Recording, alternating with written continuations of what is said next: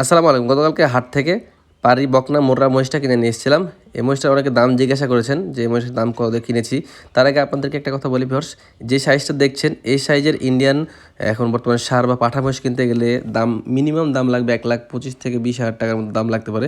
তো সেখান থেকে আমি এই বকনা মহিষটা কিনেছি মাত্র 1,03,000 টাকা দাম দিয়েছি, বাসায় নিয়েছি 4,000 টাকা পড়েছে।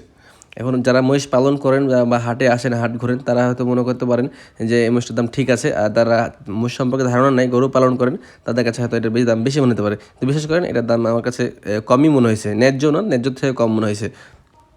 আচ্ছা, ব্যাপারীরা তো আমার আত্মীয় না, কেউ না, ওরা তো লাভ করে অবশ্যই দিয়েছে। তো এই মহিষটা কম দামে কেন দিল, অনেকের প্রশ্ন হতে পারে। কম দামে দেওয়ার কারণ হইতেছে ভিউয়ার্স, এই মহিষটা হচ্ছে মহিষের গায়ে কিছু ক্ষত আছে, যেমন ক্ষতগুলো মোটামুটি সেরে গেছে, ঘর্ষণের ক্ষত আছে, তারপর মহিষটার কাবু আছে। কাবু ওই রকম কাবু না, একবার অসুস্থ কাবু না, মানে অনেক দিন জার্নি করেছে তো, তারপরে না খেয়েছিল, যার কারণে মহিষটা একটু কাবু আছে, সেই কারণে হয়তো দিয়েছে। তো তারপরে মহিষটা আলহামদুলিল্লাহ খুব ভালো একটি অবস্থানে আছে এখন। ট্রিটমেন্ট এবং মনে করেন যে সেবার পরে দেখা যায় কতটুকু পরিবর্তন আসে। যেহেতু মহিষটি অনেকদিন না খেয়েছিল, মহিষটি অনেকদিন না খেয়ে থাকার কারণে ওর হজম শক্তিটা একটু কমে গেছে। এখন ওকে ভারী খাবার দিলে নিতে পারবে না, তার কারণে ওকে হালকা পাতলা খাবার দিচ্ছি। খুব বেশি কঠিন খাবার দেবো না, ঘাস দেবো আর চারা দেবো আর শুকনো পানি দেবো, এভাবে আর কি চালাবো আর কি কিছুদিন। তো এই মহিষটা নিয়ে কী করছি না করছি আপনারা দেখতে পাবেন ইনশাআল্লাহ, যদি আমার চ্যানেলের সাথে থাকেন। তো এর সাথে সাথে আজকে আমি আমাদের ঘাসের জমিতে গেছিলাম, গিয়ে ঘাস কেটে নিয়ে এসেছি। ঘাসগুলো আমার প্রায় 1 সপ্তাহ ধরে ঘাস কাটছি, মাশাআল্লাহ যতটুকু হয়েছে আমার প্রথম দিনে আমার কাছে আমি সন্তুষ্ট। তো ঘাস নিয়ে এসে আমি এখন আমার খরচটাও কমে গেছে ঘাসের কারণে। আমার ওই 2টা মহিষকেও খাওয়াচ্ছি এবং এই মহিষটাকেও খাওয়াচ্ছি।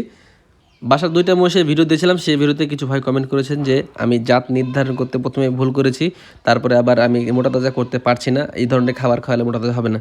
ভাই আমি জানি যে আমি প্রথমের দিকে জাত নির্ধারণ করতে একটু ভুল করেছি, তারপরেও যে জাত নিয়েছি এই জাতকে যদি মনে করেন যে ব্রয়লারের ফিড খাওয়ানো হয় না, এমনি মোটা তাজা হয়ে যেত, তখন আপনিও দেখে বলতেন ভাই ঠিক আছে, খুব সুন্দর পরিবর্তন হয়েছে। ভাই আমি চাচ্ছি না অসৎ পন্থা গ্রহণ করতে, আমি চাচ্ছি যে সৎ পথে যতটুকু হয় সেভাবে চালানো। আমার ধারণা অনুযায়ী আমার মহিষের যে পরিবর্তন হয়েছে, আমার যে খরচ হয়েছে, সেই খরচ অনুযায়ী আমার লাভ হবে, মানে আশা করছি ভালো একটা লাভ হবে।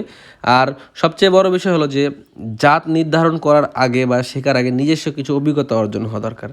আমি সেই অভিজ্ঞতা অর্জন করার জন্যই মূলত আমি মহিষ পালছি। আমি যে অভিজ্ঞতাটা পাইলাম এই জাত সম্পর্কে বা উন্নত জাত সম্পর্কে, সেটা আসলে আমি যদি না পালন করতাম আমি পারতাম না। আমি এতদিন তো মানুষের দেখেছি, মানুষ কীভাবে পালন করে, মানুষ কীভাবে খাওয়ায়, সেটা দেখে শিখছি, নিজস্ব অভিজ্ঞতাটা তো আসলে ছিল না। এখন আরও কিছু ভাই কমেন্ট করে থাকে যে ভাই আপনি ছোটো ছোটো মহিষ না পালন করে বড় মহিষ পালন করে, বড় মহিষে লাভ বেশি। হ্যাঁ আমিও জানি ভাই, আমি মানি বড় মহিষে আসলে অনেক লাভ বেশি।